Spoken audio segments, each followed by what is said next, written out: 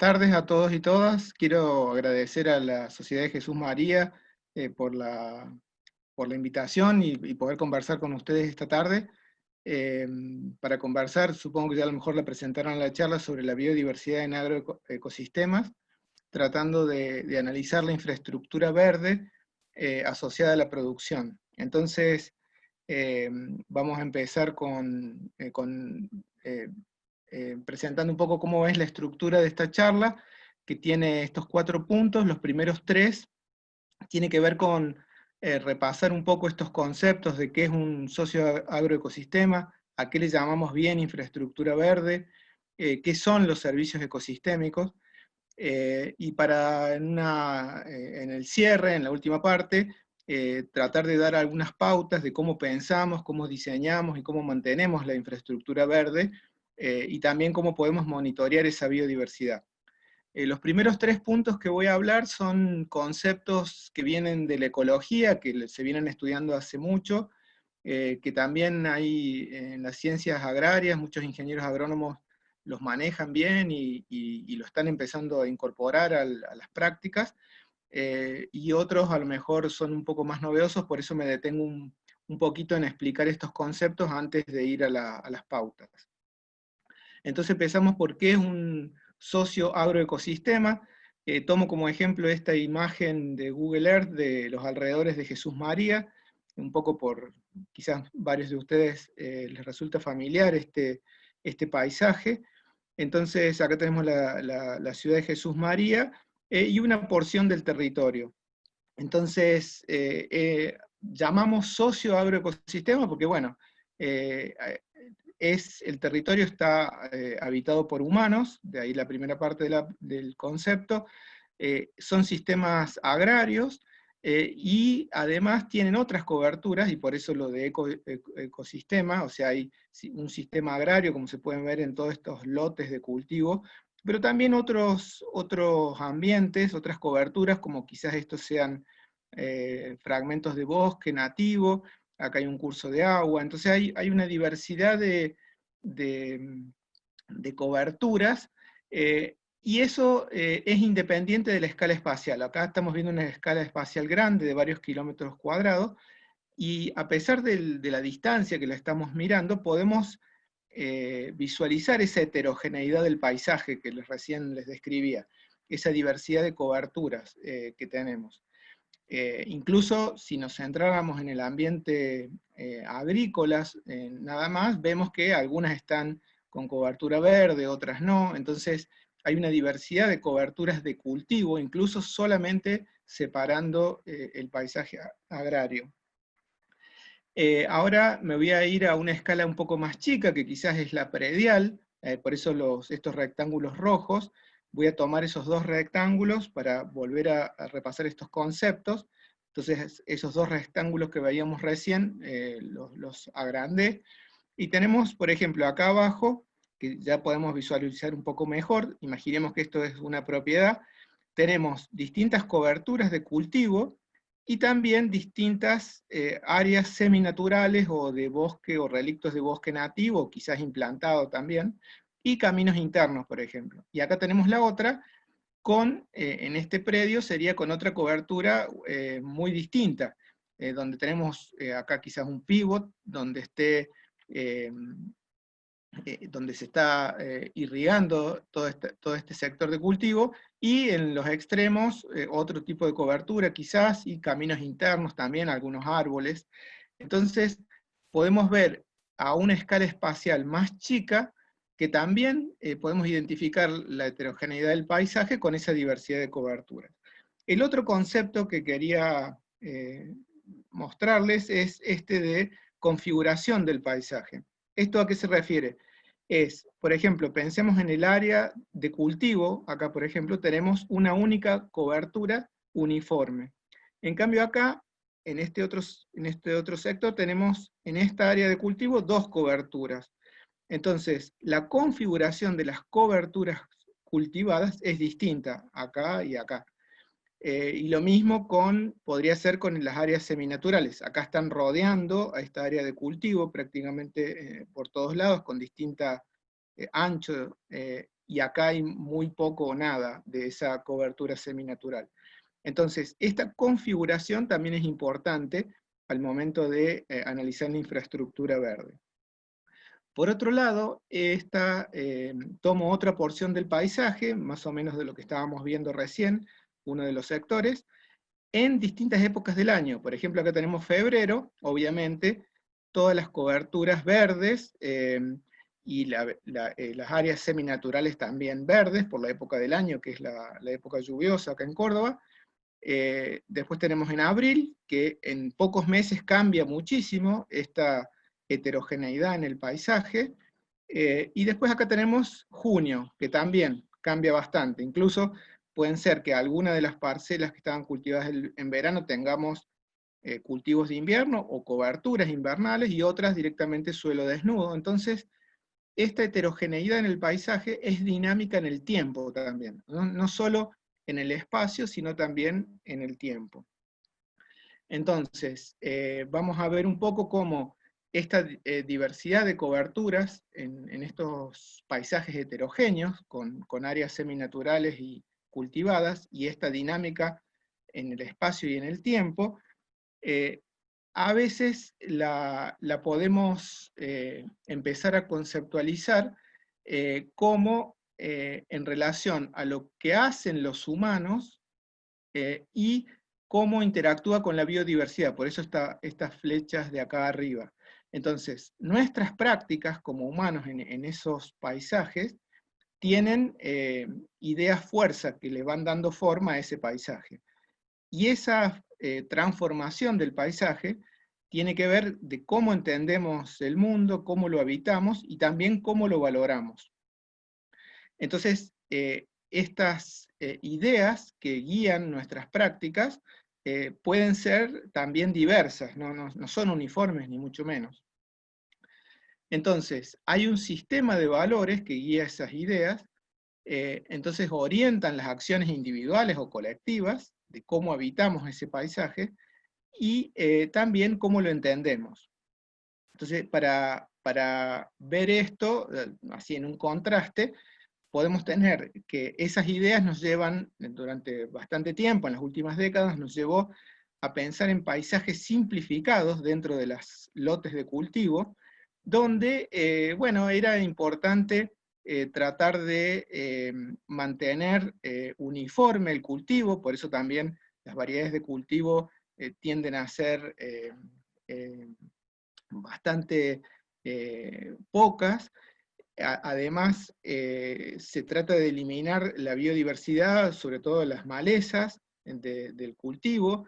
Es altamente dependiente de insumos, porque hay pocas rotaciones y necesitamos agregar agroquímicos para mantener la uniformidad y la simplicidad de ese paisaje. También necesitamos muchas veces agregarle nutrientes como nitrógeno, fósforo.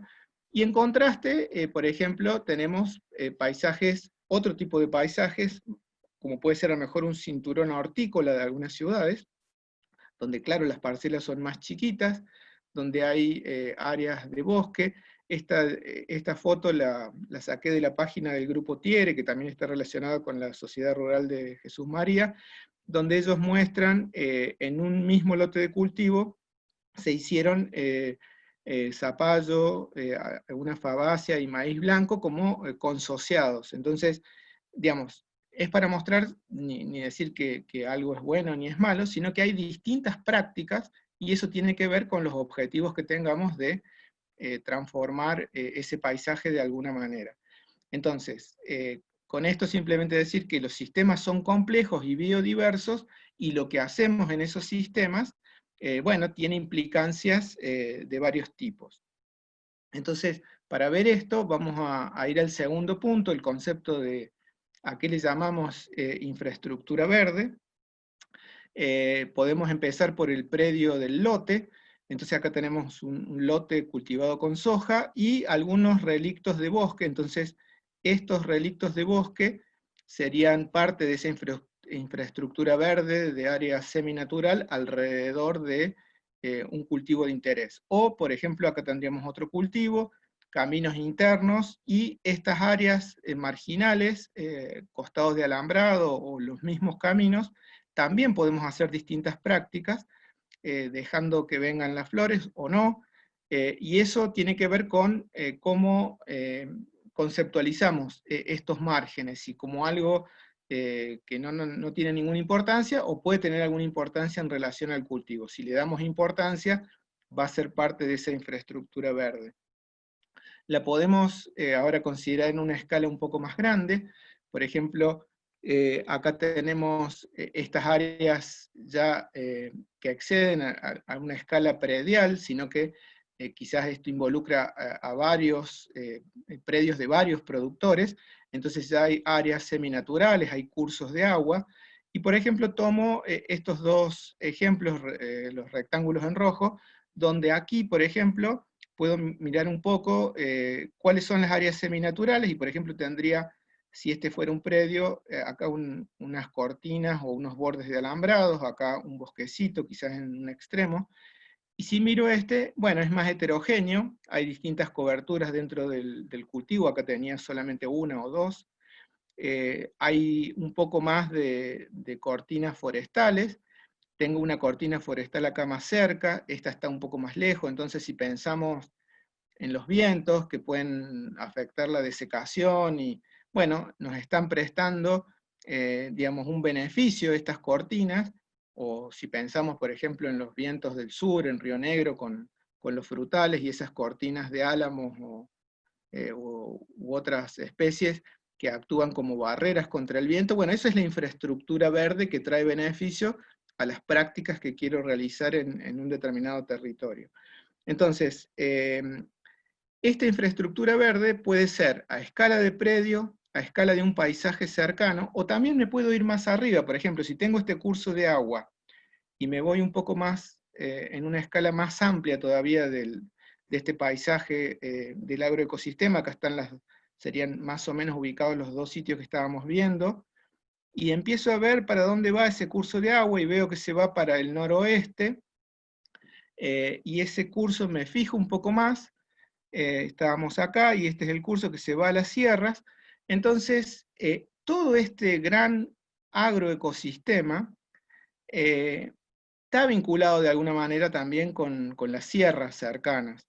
Entonces, para llevar a un caso reciente, si vemos esta área que recientemente tuvo fuego, bueno, las consecuencias que tiene esta área del paisaje sobre los lotes de cultivo en esta ladera que va con pendiente hacia el este, bueno, si hay lluvias torrenciales, bueno, va a haber menos vegetación para retener esas gotas, se van a escurrir más rápido, va a haber mayor erosión en esta zona, esa erosión va a ser arrastrada por los cursos de agua, entonces la dinámica hídrica de la región también está afectada por esta parte que nos parece a lo mejor muy lejana de un lote de cultivo en particular, pero mirando esta perspectiva amplia del paisaje o del socioagroecosistema, esto es parte de la infraestructura verde de los lotes que están en la pendiente relacionado a la cuenca hídrica. Entonces,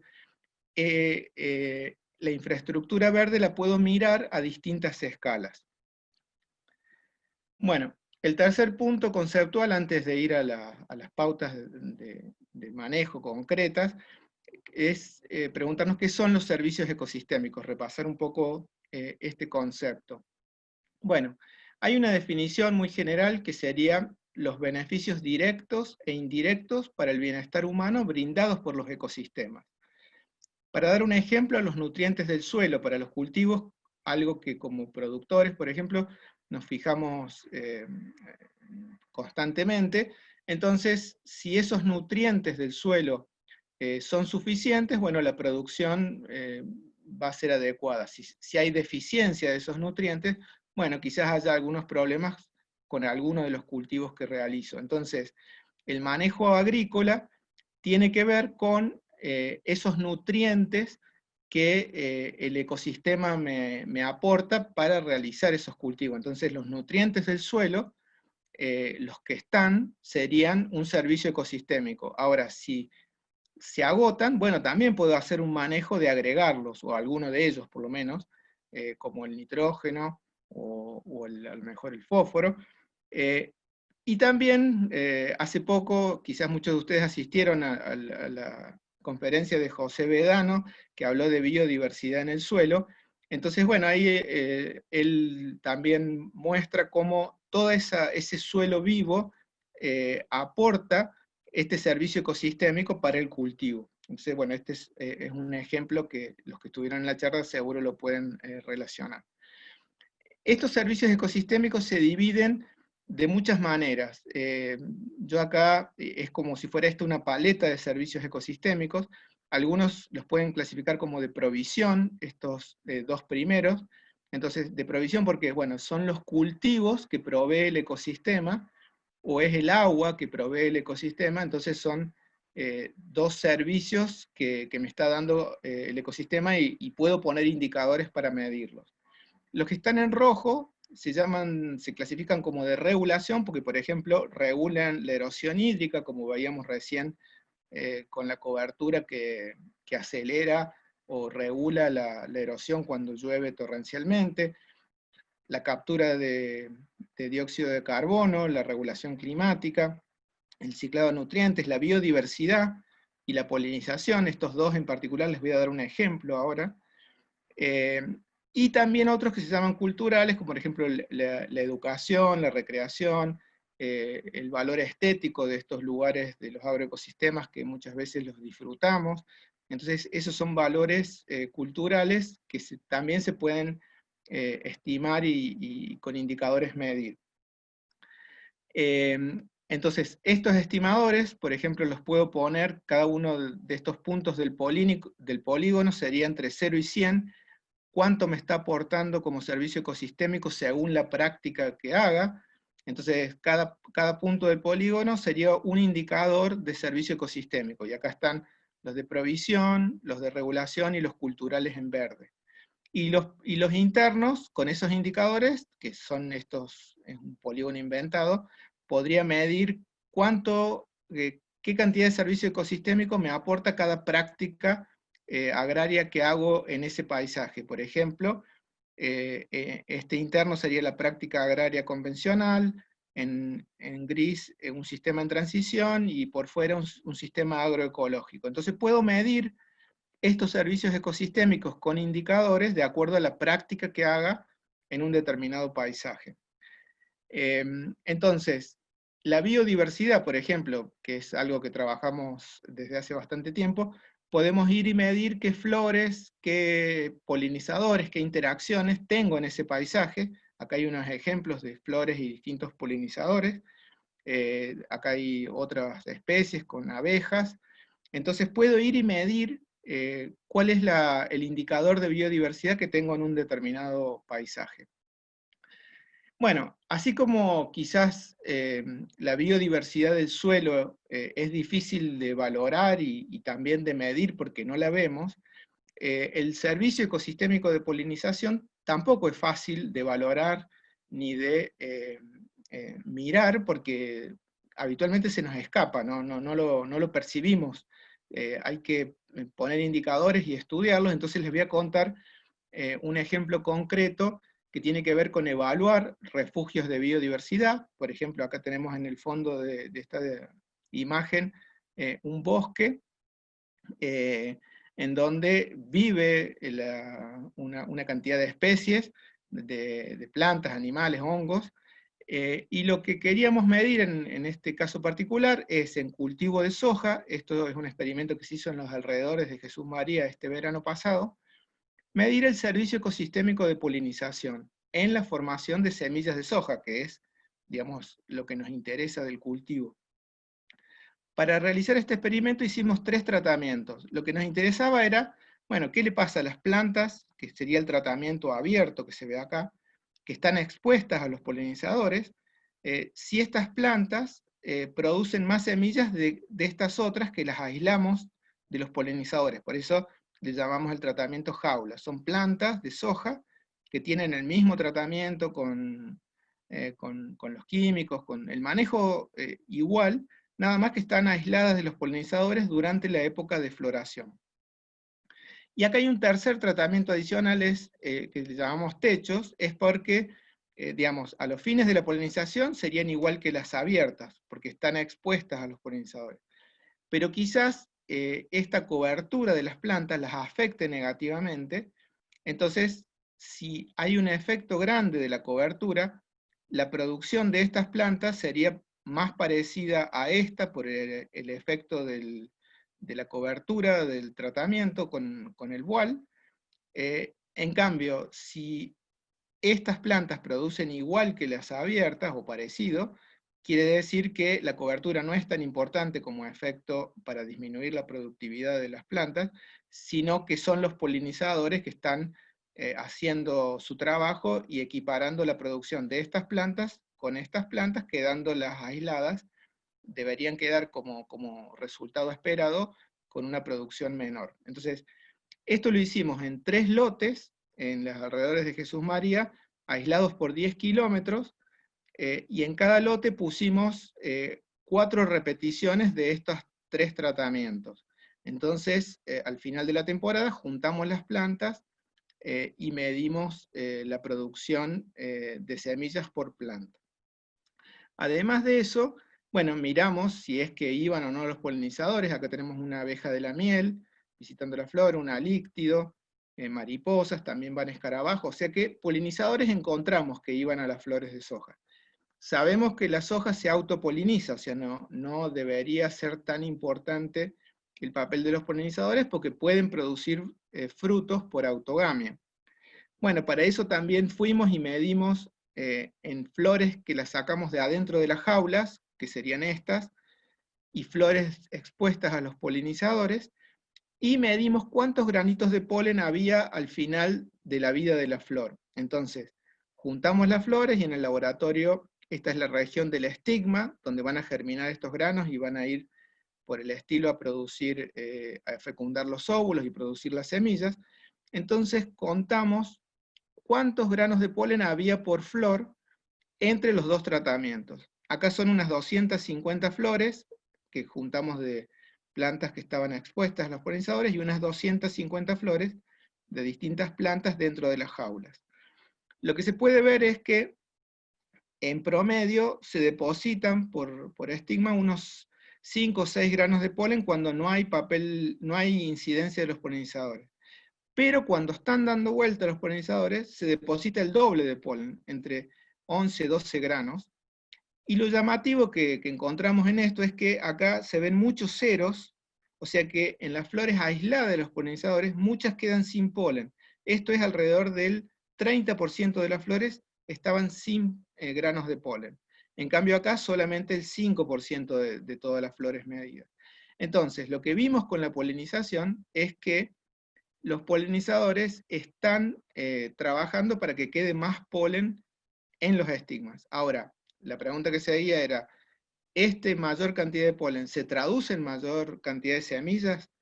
Que sería esta otra diapositiva. Entonces, acá en este gráfico tenemos una medida de la productividad de la soja, que es el peso total de las semillas por planta, en gramos. Y acá tenemos los 3 tratamientos que habíamos visto en la diapositiva: jaula, techo y abierto. Lo que vemos es que cuando las flores están expuestas a los polinizadores no hubo diferencias entre estos 2 grupos de datos. En amarillo estoy graficando uno de los lotes, en verde otro de los lotes, y en gris el tercer lote que comparamos. Y la tendencia es siempre la misma. Si bien hay variación entre lotes en la productividad por planta, la tendencia es siempre la misma. Estos grupos que estaban bajo el techo no se diferenciaron de los que están abiertos a los polinizadores. Y produjeron en promedio entre 24 y 32 gramos de semillas por planta. Y las que estaban aisladas dentro de la jaula produjeron entre 16 y 20 gramos, esto es, que es más fácil de ver, produjeron un 30% menos de peso de semillas que las que estaban expuestas a los polinizadores. Entonces, digamos, uno puede medir ese servicio ecosistémico de polinización y qué implicancias tiene sobre la productividad esta infraestructura verde que tengo disponible en algunos sitios.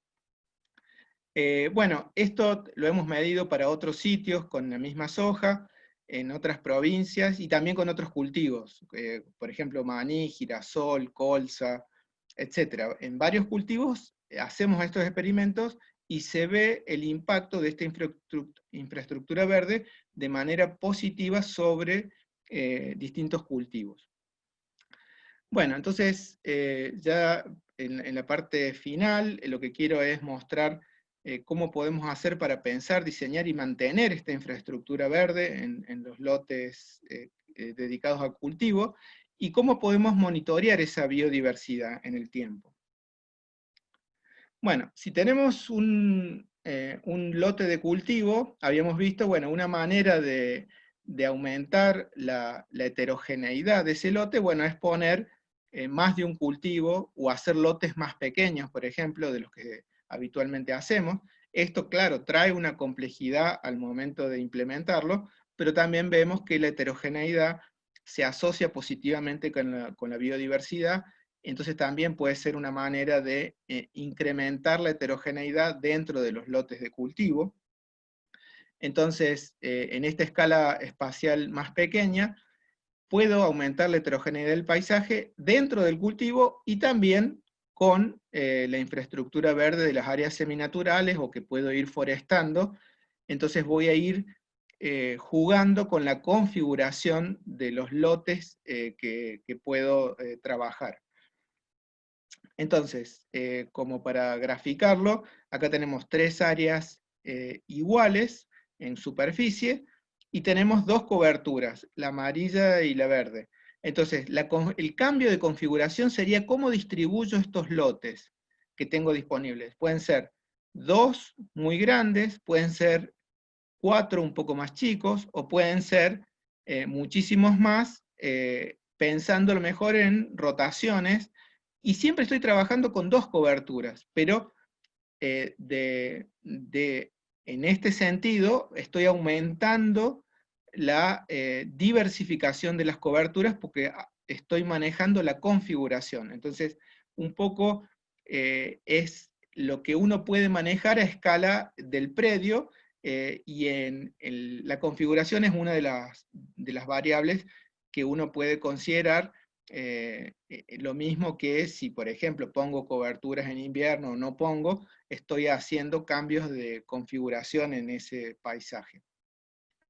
También puedo cambiar las prácticas en los espacios no destinados a cultivo. Acá tendría el cultivo, puedo dejar pequeños espacios a los bordes de alambrado y mantener con un corte cada tanto, para que no se haga una maleza monoespecífica que no me interesa, sino mantener una cierta diversidad como refugio de biodiversidad, no solo de plantas y polinizadores, sino que empiezan a llegar aves, con las aves llegan otras semillas, también pequeños mamíferos. Entonces puedo empezar a manejar la biodiversidad en los entornos del lote de cultivo, también manejando los caminos, o sea, los puedo mantener sin cobertura, o puedo dejarles una cobertura verde, y eso también es otra manera de cambiar la configuración y manejar la infraestructura verde.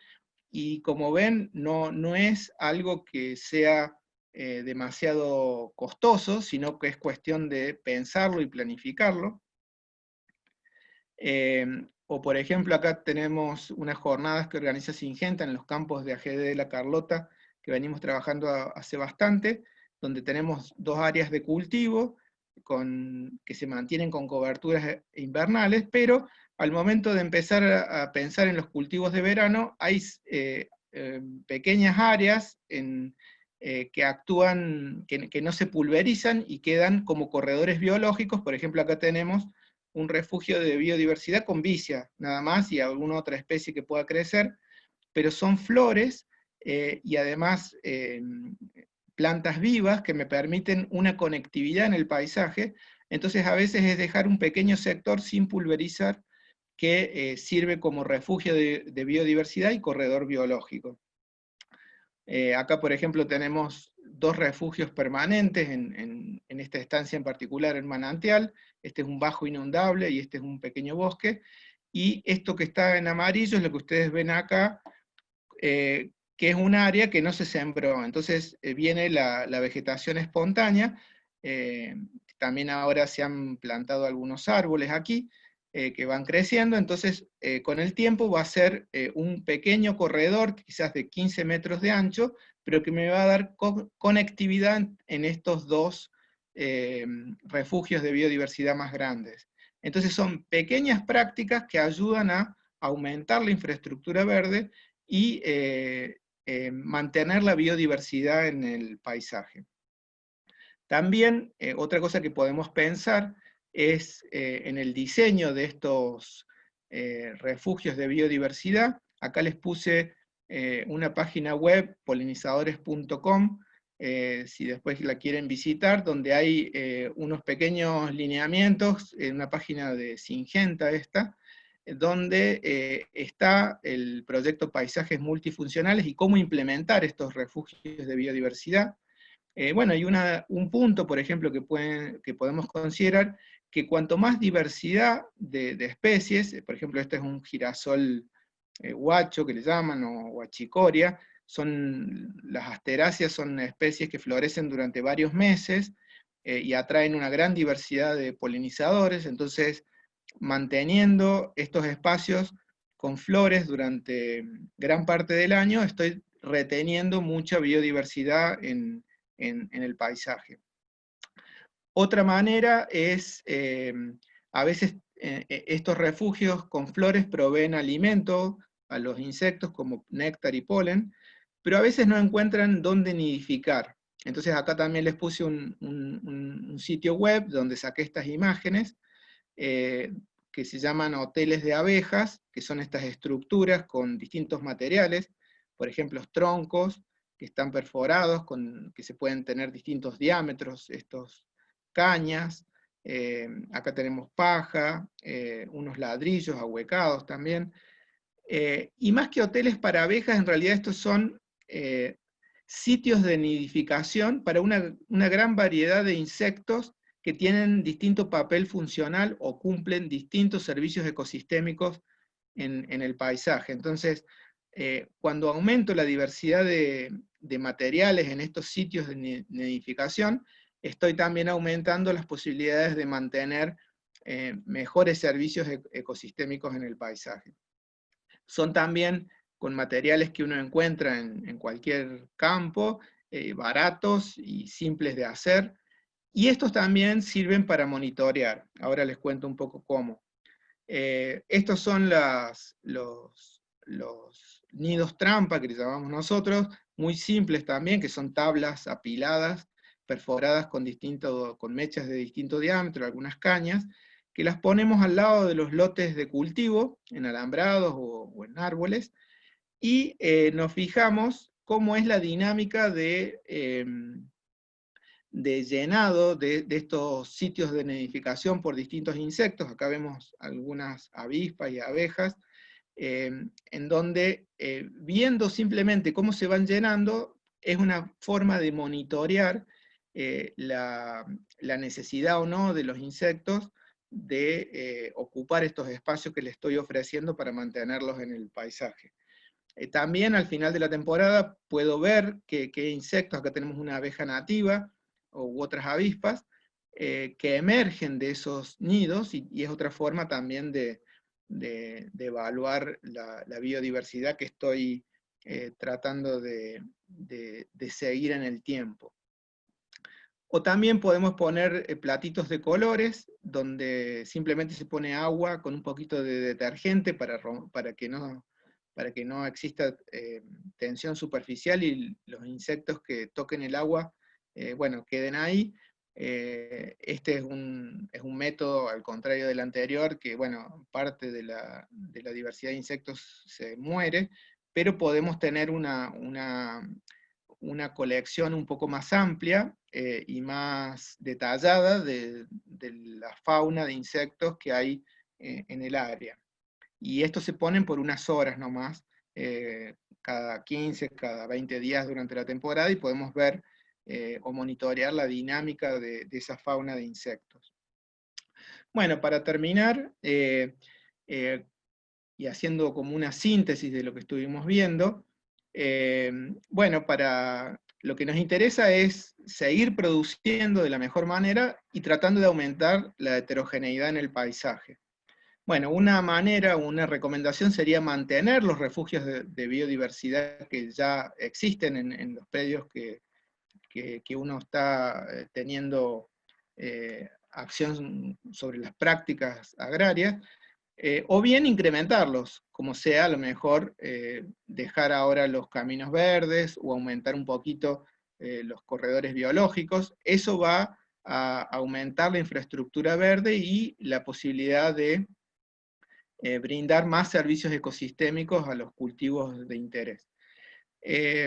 También realizar un manejo sustentable. Si hago más rotaciones en los lotes, aumento la infraestructura verde y tengo mayor diversidad de coberturas. Otra sería hacer una planificación en el paisaje del agroecosistema, no solo a la escala del lote que estoy manejando, sino también en combinación con mis vecinos, por ejemplo. Entonces, si por ejemplo hay el plan de la provincia para forestar una parte pequeña de cada lote, bueno, combinar con mis vecinos de dónde los ponemos y así aumentar la conectividad para la biodiversidad. Esa es otra manera de trabajar de manera articulada a una escala, como veíamos, un poco más amplia que la escala del predio que estoy manejando en particular. Bueno, otro que vimos como práctica era aumentar los corredores biológicos.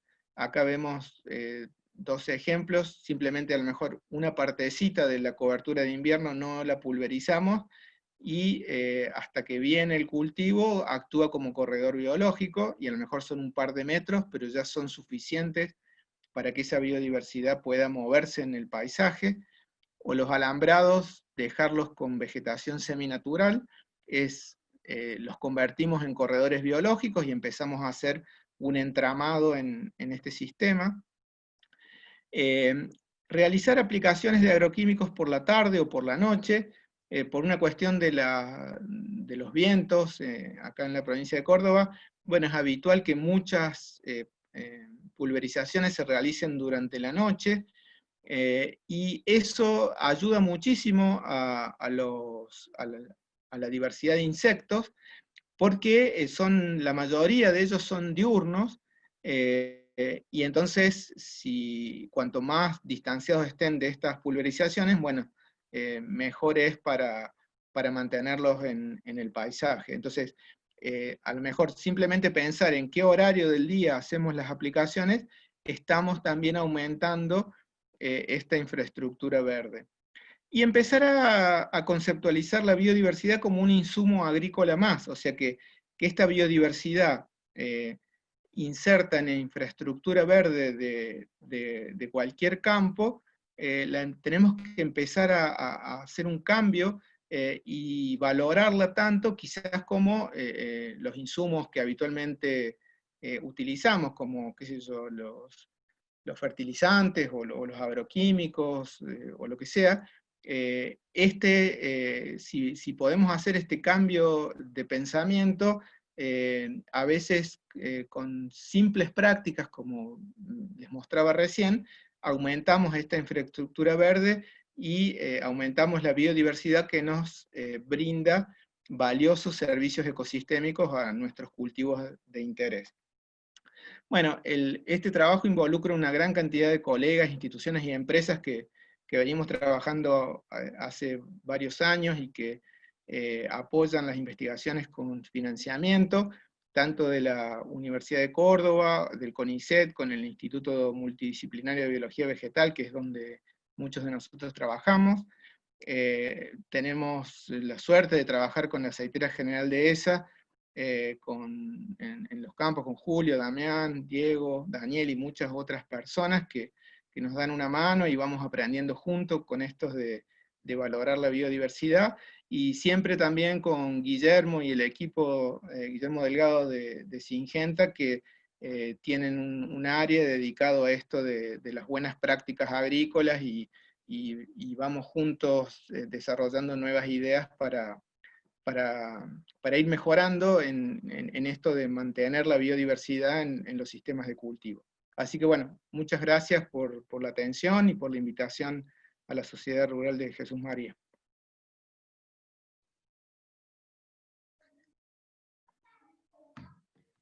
Hola Leo, buenas ¿Qué tal, tardes, ¿cómo Mariela? estás? ¿Todo bien?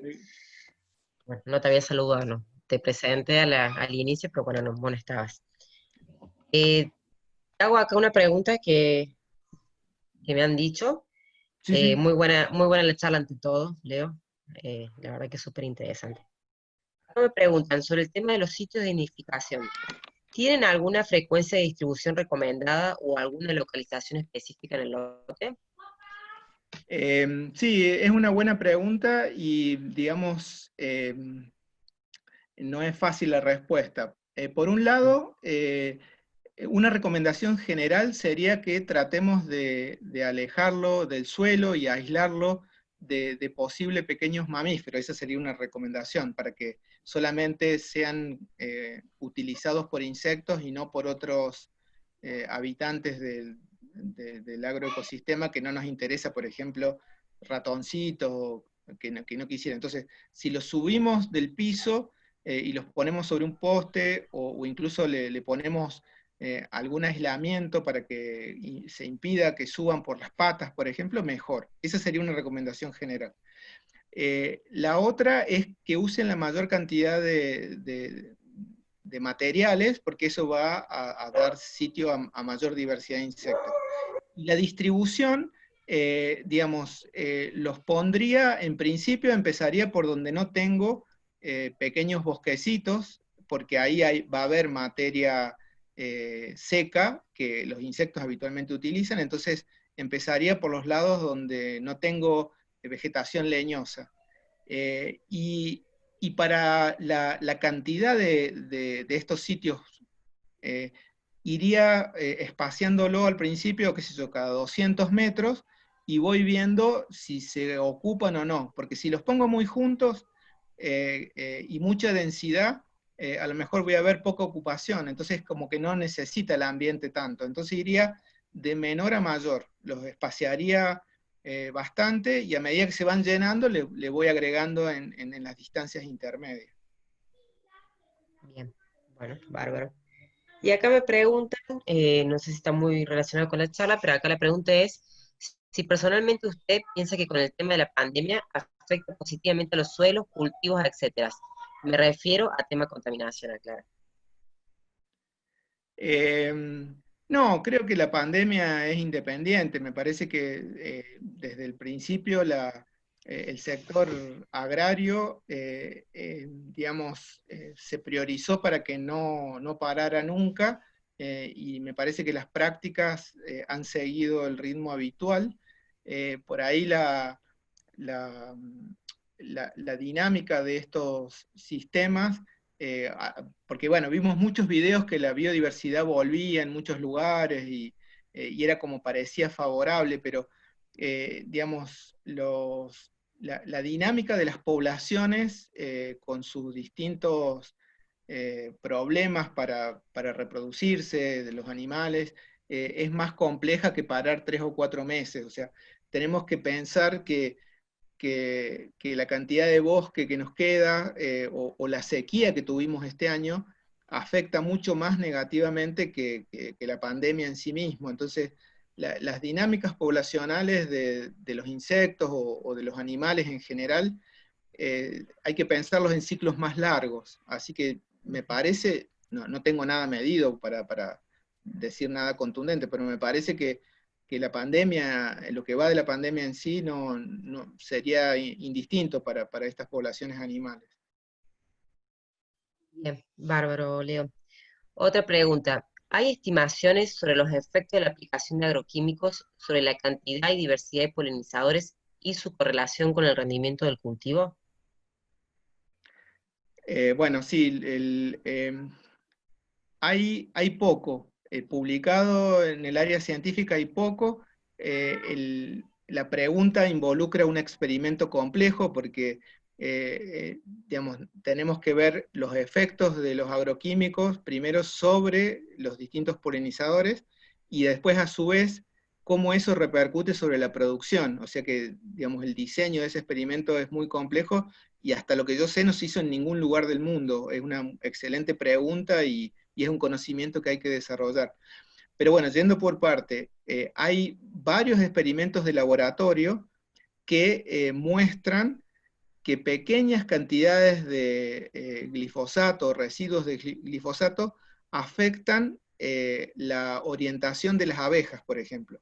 Entonces, a cantidades crecientes de algunos agroquímicos, sí se sabe que sin necesidad de matarlos, afecta la orientación, y si afecta la orientación, afecta el comportamiento de la colmena, la colecta de néctar y polen que son necesarios para producir miel bueno, y la reproducción de las abejas. Y también hay estudios en abejas solitarias, o sea, abejas nativas solitarias, que los agroquímicos sí las afectan. Obviamente que mucho más los insecticidas que los herbicidas. Y después, sobre el rendimiento, la pregunta está buena porque muchas veces también se propone que, bueno, si desaparece el bosque nativo y las especies de abejas nativas u otros polinizadores nativos, podemos traer abejas de la miel y compensar ese servicio ecosistémico de polinización. Bueno, eso es así, en algunos cultivos funciona bien, por ejemplo, en los almendros o en los cultivos, en los frutales, como durazno, quizás en la zona de ustedes hay, o manzanas. La abeja de la miel funciona bien, porque es un polinizador generalista. Pero hay otros polinizadores que son más especializados, por ejemplo, para el tomate, para la berenjena, para el kiwi, que la abeja de la miel no es un buen polinizador para ese cultivo. Entonces necesitamos de los polinizadores nativos. Entonces, ese conocimiento de cómo esta desaparición de polinizadores nativos afecta a los cultivos está en Argentina empezándose a entender y a estudiar, pero todavía no hay conocimiento disponible para hacer recomendaciones contundentes. O sea, tenemos que seguir estudiando y aprendiendo juntos entre productores y los organismos de ciencia y tecnología. Y te hago una consulta, lo que es la abeja y la miel para lo que es cultivos extensivos. Claro, la abeja de la miel en Córdoba, bueno, tuvimos durante bastante tiempo, bueno, la abeja de la miel, Córdoba durante mucho tiempo fue uno de los mayores productores de miel de Argentina y Argentina es un gran exportador de miel a nivel mundial. Pero bueno, con esto del cambio de uso de la tierra, en donde muchos sistemas mixtos con ganadería se pasaron solamente a agricultura, cambió también las pasturas y la vegetación nativa, entonces muchas colmenas se fueron yendo hacia el norte, hacia Santiago del Estero, Chaco y Formosa. Entonces, la abeja de la miel, muchos productores apícolas no están más en zonas que antes estaban. Y lo que sí tenemos son, sería colmenas salvajes que se han escapado y viven en el sistema. Entonces, cuando hay bosque cerca, para ir concreto a tu pregunta, nosotros encontramos mucha abeja de la miel sobre soja, sobre colza, sobre girasol, por ejemplo. ¿Y en qué porcentajes? Cuando lo medimos, es arriba del 70% de las visitas a las flores son de abejas de la miel. Entonces, estos polinizadores, cuando hay bosques, siguen estando en el sistema y están brindando el servicio ecosistémico, aunque los apicultores se hayan ido. Pero cuando el bosque desaparece, no están los sitios de nidificación para que hagan la colmena, las abejas salvajes. Entonces, si nos alejamos hacia el este o hacia el sur, casi no hay abeja de la miel en soja o en girasol. Entonces, depende de esta configuración del paisaje, es que nosotros vamos a encontrar más polinizadores sobre cultivos extensivos con flores o no. Bien, buenísimo, súper claro. Bueno, no hay más preguntas, no sé si alguien más quiere hacer alguna pregunta, alguien del equipo de los panelistas o o algún otro de la audiencia.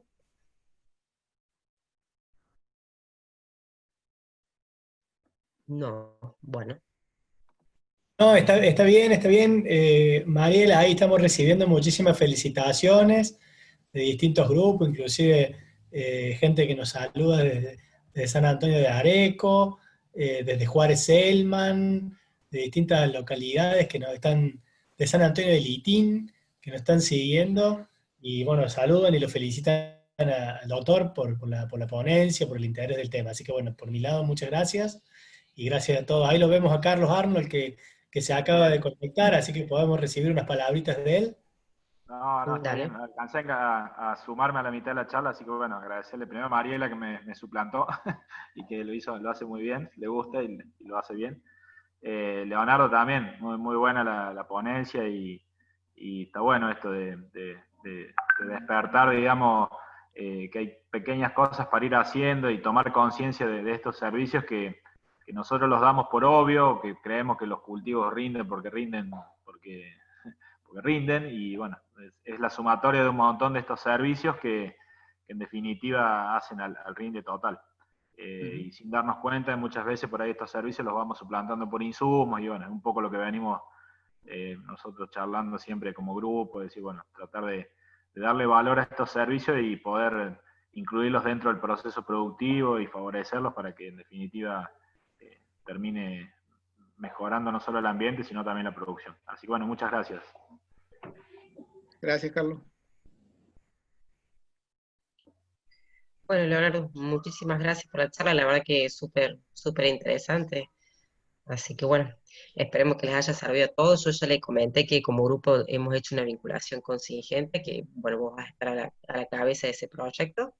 Así Ujú. que muy pronto acá en la zona vamos a tener ahí un espacio experimental para que todos se puedan acercar y bueno, y conocer más en vivo y directo un poco toda la importancia de estos beneficios, ¿no? Ujú.